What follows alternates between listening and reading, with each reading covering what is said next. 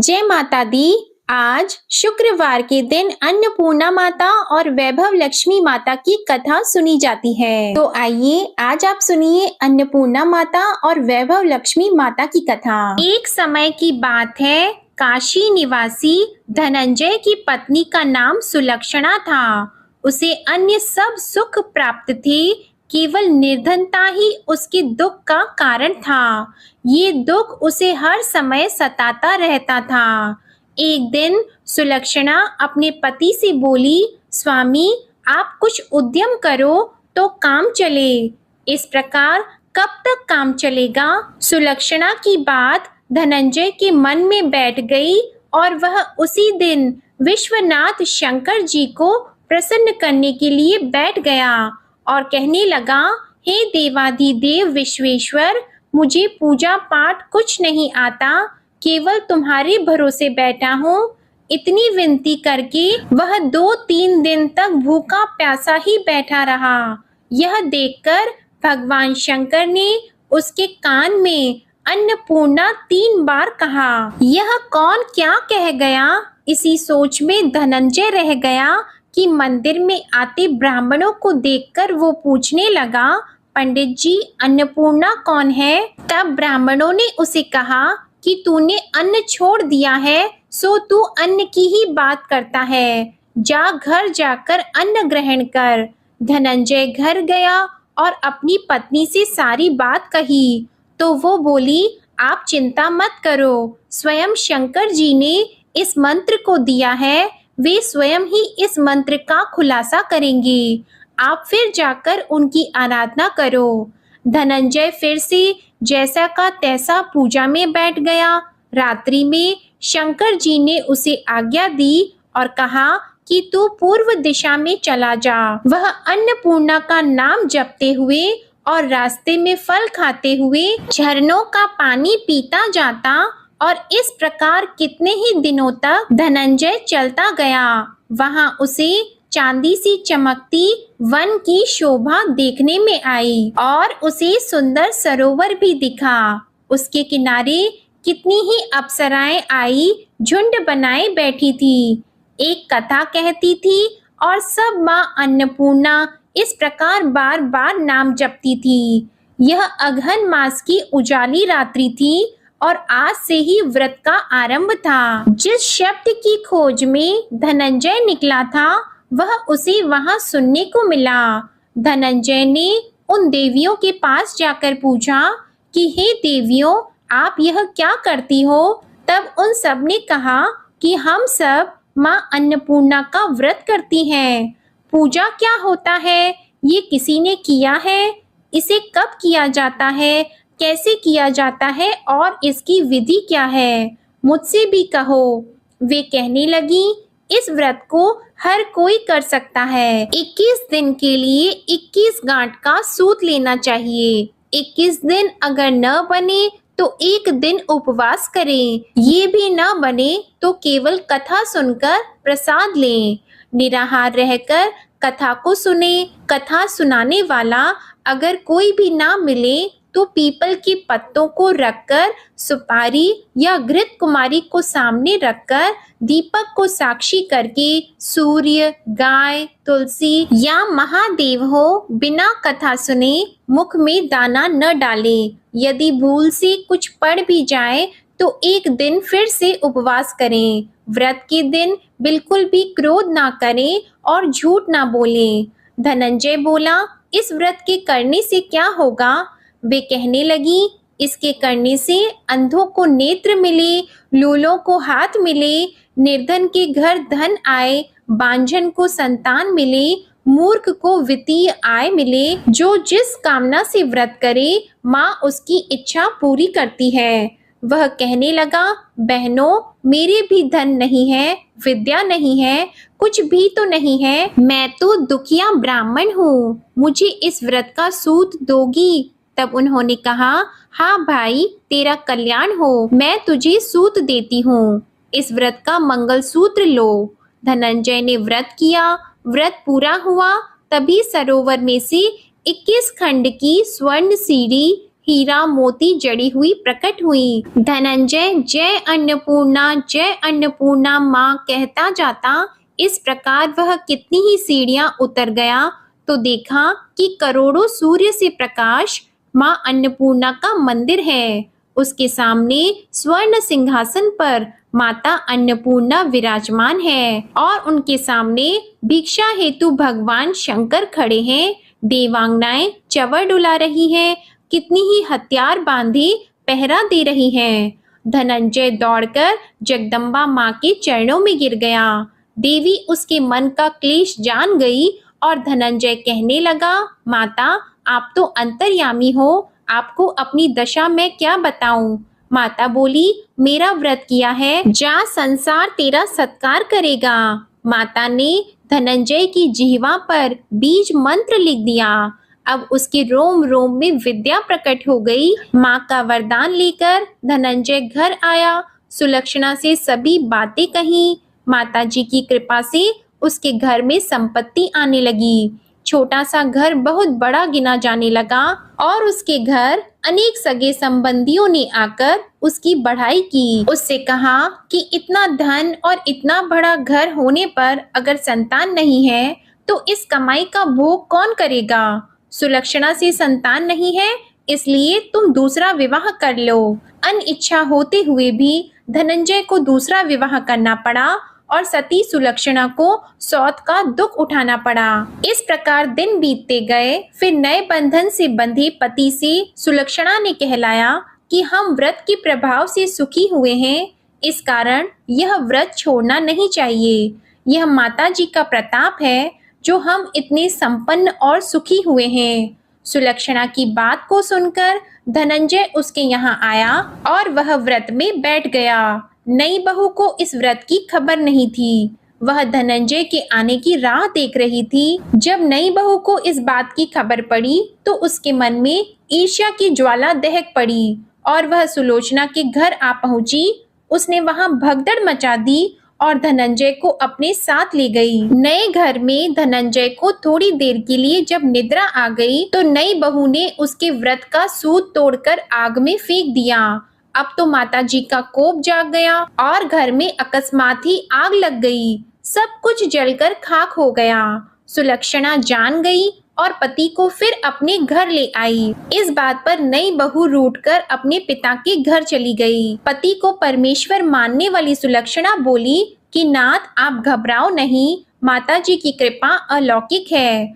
पुत्र कुपुत्र हो सकता है पर माता कभी भी कुमाता नहीं होती। अब आप श्रद्धा और भक्ति से आराधना शुरू करो, वे हमारा कल्याण करेंगी। धनंजय फिर माता के पीछे पड़ गया और वह सरोवर सीढ़ी प्रकट हुई। उसमें वह माँ अन्नपूर्णा कहकर उतर गया। वहां जाकर वह माता जी के चरणों में वंदन और रुदन करने लगा। माता प्रसन्न हुई और बोली कि ये मेरी स्वर्ण की मूर्ति ले, उसकी पूजा करना, तुम फिर से सुखी हो जाओगे। जाओ मैं तुम्हें आशीर्वाद देती हूँ। तेरी स्त्री सुलक्षणा ने श्रद्धा से मेरा व्रत किया है, उसे मैंने पुत्र दिया है। धनंजय ने जब आंखें खोली तो खुद को काशी विश्वनाथ के मंदिर में खड़ा हुआ पाया। वहां से वह उसी प्रकार अपने घर को चला गया। इधर सुलक्षणा गर्भवती हुई और उसे एक पुत्र की प्राप्ति हुई। गांव में आश्चर्य की लहर दौड़ गई।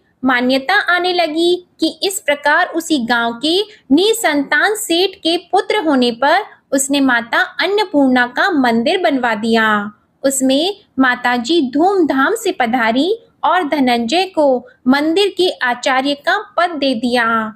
जीविका के लिए मंदिर की दक्षिणा और रहने के लिए बड़ा ही सुंदर सा भवन दे दिया। धनंजय अपनी स्त्री और पुत्र के सहित वहां रहने लगा। माताजी के चढ़ावे में उसकी भरपूर आमदनी होने लगी। उधर नई बहू के पिता के घर डाका पड़ गया और उनका सब कुछ लुट गया। वे भीख मांगकर पेट भरने लगे। जब सुलक्षणा को इस बात का पता लगा तो उसने उन्हें बुलावा भेजा। फिर सुलक्षणा ने उनको एक अलग घर में रख लिया और उनके अन्न और वस्त्र का प्रबंध भी कर दिया। धनंजय, सुलक्षणा और उसका पुत्र माताजी की कृपा से आनंद से रहने लगे। माता जी ने जैसे उनके भंडार भरे वैसे ही सबके भंडार भरे। प्रेम से बोलिए माँ अन्नपूर्णा की जय। अब आप सुनेंगे शुक्रवार के दिन सुनी जाने वाली वैभव लक्ष्मी माता की कहानी। धन के लिए माँ लक्ष्मी की पूजा करने का विधान होता है, लेकिन माता लक्ष्मी के वैभव लक्ष्मी स्वरूप की पूजा का विशेष महत्व माना गया है। ये व्रत शुक्रवार के दिन रखा जाता है। ये व्रत स्त्री ही नहीं बल्कि पुरुष भी इस व्रत को रख सकते हैं। इस व्रत को करने से व्यक्ति की सभी मनोकामनाएं पूर्ण होती हैं और माता लक्ष्मी की कृपा से सुख, समृद्धि और सौभाग्य में वृद्धि होती है। तो आइए अब आप सुनिए माता महालक्ष्मी की ये पौराणिक व्रत कथा। एक शहर में लाखों लोग रहा करते थे। सभी अपने अपने कामों में व्यस्त रहते थे। किसी को किसी की भी परवाह नहीं थी। भजन, कीर्तन, भक्ति भाव, दया, माया, परोपकार जैसे संस्कार वहाँ कम हो गए थे। शहर में बुराइयां बढ़ गई थी। शराब, चोरी, डकैती जैसे बहुत से गुनाह शहर में होते थे। इनके बावजूद उस शहर में कुछ अच्छे लोग भी रहते थे। ऐसे ही लोगों में शीला और उनके पति की गृहस्थी मानी जाती थी। शीला बहुत ही धार्मिक प्रवृत्ति की थी और संतोषी स्वभाव वाली थी। उनका पति भी विवेकी और सुशील था। शीला और उसका पति कभी किसी की बुराई नहीं करते थे और प्रभु भजन में अच्छी तरह अपना समय व्यतीत करते थे। शहर के लोग उनकी गृहस्थी की सराहना करते थे। देखते ही देखते जब समय बदल गया तो शीला का पति बुरी लोगों की दोस्ती कर बैठा। अब वह जल्द ही करोड़पति बनने का ख्वाब देखने लगा, इसलिए वह गलत रास्ते पर चला गया। उसकी हालत रास्ते पर भटकते भिखारी जैसी हो गई थी, क्योंकि वह बुरी आदतों की लत में फंस गया था। दोस्तों के साथ उसे भी शराब की आदत हो गई थी। इस प्रकार उसने अपना सब कुछ जुए में गंवा दिया। शीला को पति के बर्ताव से बहुत दुख होता था, किंतु अब भगवान पर भरोसा करके वह सब कुछ सहन करने लगी। वह अपना अधिकांश समय प्रभु भक्ति में बिताने लगी। अचानक एक दिन दोपहर को उनके द्वार पर किसी ने दस्तक दी। शीला ने जब द्वार खोला तो देखा कि एक माजी खड़ी थी। उनके चेहरे पर अलौकिक तेज निखर रहा था। उनकी आंखों में से मानो अमृत बह रहा हो। उनका भव्य चेहरा करुणा और प्यार से छलक रहा था। उनको देखते ही शीला के मन में अपार शांति छा गई और शीला के रोम रोम में आनंद छा गया। शीला उन माजी को आदर के साथ घर में ले गई और घर में बिठाने के लिए कुछ भी नहीं था तो एक फटी हुई चादर पर उनको बिठाया। उन माजी ने शीला से कहा कि तुमने मुझे पहचाना नहीं। हर शुक्रवार को लक्ष्मी जी के मंदिर में भजन कीर्तन के समय मैं भी वहां आती हूँ। इसके बावजूद शीला कुछ नहीं समझी। फिर माजी ने कहा, तुम बहुत दिनों से मंदिर नहीं आई हो, तब मैं तुम्हें देखने के लिए यहाँ चली आई। माजी के प्रति प्रेम भरे शब्दों से शीला का हृदय पिघल गया। उसकी आंखों में आंसू आ गए और वह बिलख बिलख कर रोने लगी। माजी ने कहा, बेटी, सुख और दुख धूप और छांव जैसे होते हैं। धैर्य रखो बेटी, मुझे तेरी सारी परेशानियां पता है। माजी के व्यवहार से शीला को काफी सब्र मिला और सुख की आस से उसने माजी को अपनी सारी कहानी कह सुनाई। माजी ने कहा, कर्म की गति न्यारी होती है। हर इंसान को अपने बुरे कर्म भुगतने ही पड़ते हैं, इसलिए तू चिंता मत कर। अब तू कर्म भुगत चुकी है, अब तुम्हारे सुख के दिन अवश्य आएंगे। बेटी, तू माँ लक्ष्मी जी की भक्त है। माँ लक्ष्मी जी तो प्रेम और करुणा की अवतार है। वे अपने भक्तों पर हमेशा ममता रखती है, इसलिए तुम धैर्य रखकर माँ लक्ष्मी जी का व्रत करो। इससे यह सब ठीक हो जाएगा। शीला के पूछने पर माजी ने उसी व्रत की सारी विधि बताई। माजी ने कहा, बेटी, माँ लक्ष्मी जी का व्रत बहुत सरल होता है। इसे वरद लक्ष्मी या वैभव लक्ष्मी व्रत भी कहा जाता है। यह व्रत करने वाले की सभी मनोकामनाएं पूर्ण होती हैं और उसे सुख, संपत्ति और दया की प्राप्ति होती है। शीला ये सुनकर आनंदित हो गई। शीला ने संकल्प करके अपनी आंखें खोली तो सामने कोई नहीं था। वह विस्मित हो गई कि माँ जी कहाँ चली गईं। शीला को तत्काल ये समझते देर नहीं लगी कि माँ जी और कोई नहीं, साक्षात माता लक्ष्मी जी ही थीं। दूसरे दिन शुक्रवार का दिन था। सवेरे स्नान करके स्वच्छ वस्त्र पहनकर शीला ने माँ जी के द्वारा बताई गई विधि से पूरी श्रद्धा से इस व्रत को किया और आखिर में प्रसाद का वितरण किया।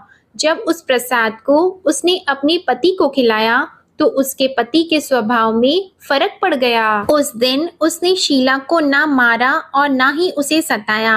शीला को बहुत आनंद हुआ और उसके मन में वैभव लक्ष्मी व्रत के लिए श्रद्धा और भी बढ़ गई। शीला ने पूरी श्रद्धा और भक्ति से 21 शुक्रवार तक वैभव लक्ष्मी का व्रत किया।